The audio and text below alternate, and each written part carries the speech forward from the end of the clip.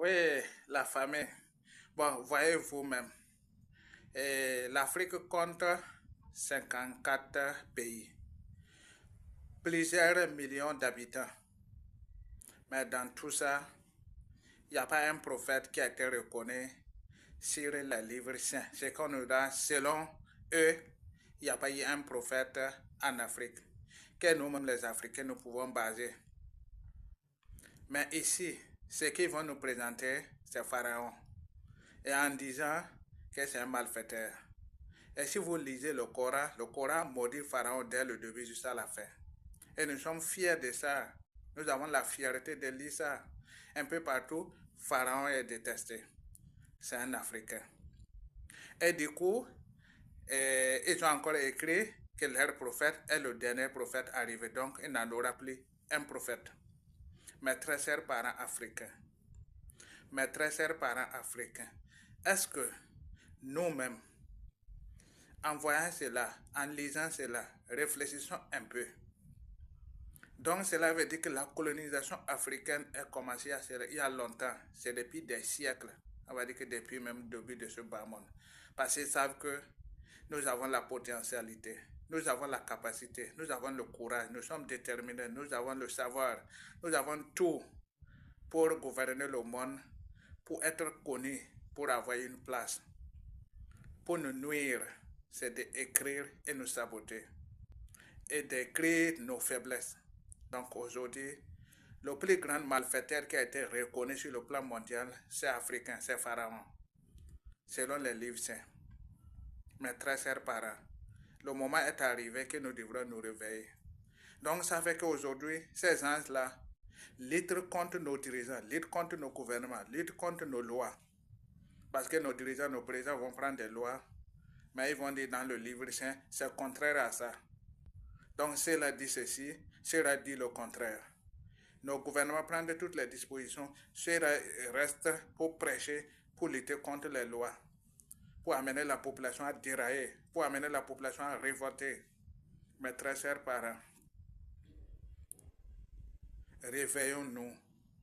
Le moment est arrivé qu'on doit refuser cette lavage de cerveau.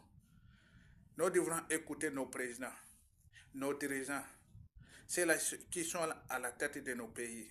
Nous allons écouter les messages qui sont en train de nous véhiculer. Aujourd'hui, un président, c'est quand il construit des routes, des infrastructures, etc., qu'on reconnaît.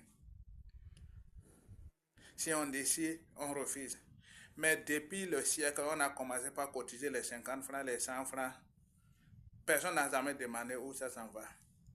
Et on n'a jamais vu même une route de 100 mètres n'a jamais été construite avec nos 100 francs, et nos 500, nos 1000 francs qu'on est en train de cotiser depuis des siècles. Personne n'a jamais révolté à ça. Personne n'a jamais demandé.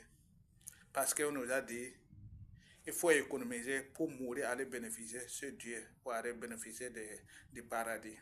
Mes très chers parents, vraiment, ils ont endormi nos parents. Ils ont endormi nos ancêtres.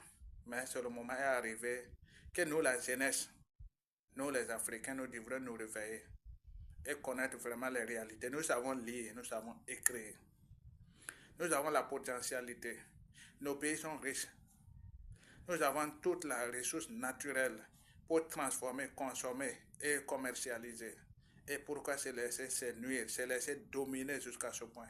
Ça fait qu'aujourd'hui, la peau noire est considérée comme un élément maudit.